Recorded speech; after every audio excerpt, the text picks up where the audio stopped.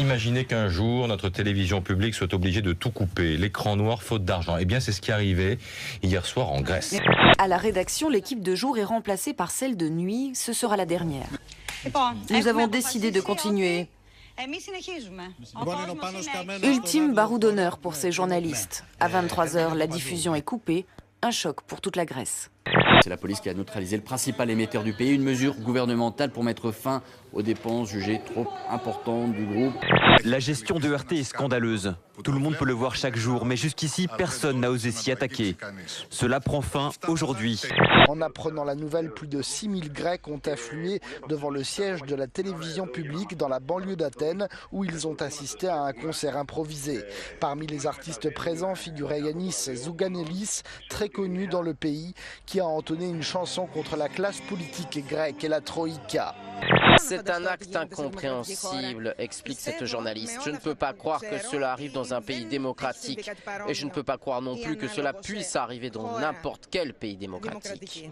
Cette décision éclair a été prise le jour où les chefs de file de la Troïka, l'Union européenne, la BCE et le FMI étaient présents à Athènes. Selon les syndicats, en fermant l'ERT, le gouvernement remplit d'un seul coup l'objectif assigné à la Grèce par la Troïka, à savoir supprimer 2000 emplois publics d'ici fin juin. Un écran noir, un blackout, cet arrêt total de tous les postes émetteurs, même pendant la dictature entre 1967 et 1974, ça ne s'était jamais vu. Oui, il y a quelque chose de choquant à voir des écrans devenir noirs dans tous les pays qui sont les pays démocratiques, bien entendu. Des centaines d'activistes se sont massés devant le siège de grandes entreprises, de banques et devant l'ambassade des États-Unis. Pour eux, les dirigeants du G8 sont devenus les marionnettes des grandes multinationales au détriment de l'intérêt général. Jacques m'écrit, voilà le visage de l'Europe de Bruxelles, une dictature larvée qui se durcit de jour en jour aux ordres de Berlin, et ceux qui pensent que la France sera épargnée se trompent. Non, mais là-dedans, je pense qu'il ne faut pas. Bien entendu, il peut y avoir ça. Mais je peux entendre, bien entendu, et je peux voir ce qu'il y a de choquant à voir des mesures qui sont des mesures très très concrètes. Quelquefois, on se dit que c'est indolore, le fait d'avoir à redresser les finances publiques. Eh bien non, là, ce n'est pas indolore. Ils étaient 11 à la barre. Pour 5 d'entre eux, ce sera du sursis jusqu'à 10 mois pour certains. 5 autres écopent de sanctions mineures, travaux d'intérêt général ou avertissement. Le dernier, enfin, est relaxé par le tribunal pour enfants d'Evry. Ça doit rire jaune en ce moment du côté des usagers du RER de Grigny, surtout quand, comme le Parisien, on rapproche cette affaire de cette autre histoire qui est navrante. Écoutez, dans l'Isère, des écoliers de 8 à 10 ans, on vous en a un peu parlé dans le journal, ont été verbalisés parce qu'ils n'avaient pas leur carte de bus. Ils les avaient laissés dans leur cartable à l'école alors que le bus les emmenait à la cantine. Eh bien, un contrôleur du département de l'Isère leur a mis 86 € d'amende. Les gamins étaient en train de pleurer, ça ne l'a pas arrêté. Le département assume et ne voit pas où est le problème. Tout va donc très bien, Madame la Marquise. On voulait ajouter 3 photos qui illustrent bien la violence de la soirée. D'abord, la place Taksim, enfumée par les gaz lacrymogènes dans la soirée. L'image également d'un manifestant jetant une grenade lacrymogène, le visage protégé par un masque à gaz. Et puis 3e image, celle d'un manifestant carrément en feu. Oui, nous divorçons. Toute ma vie est publique. Certains aiment ça, d'autres non. Lyudmila a été sur le front pendant 8 à 9 ans. C'est une décision mutuelle.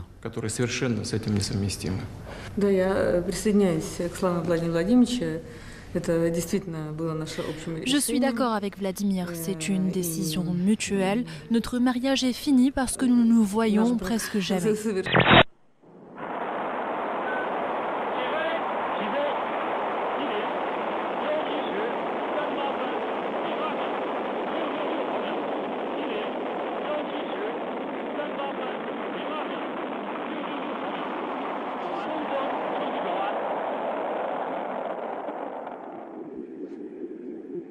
Et il y a un trou dans le soleil, figurez-vous. C'est pas vraiment un trou, c'est ce qui s'appelle un trou coronal. En gros, c'est une baisse de pression et de chaleur, pour faire simple. Et ça provoque des vents solaires très puissants. Et ces vents solaires arrivent vers nous.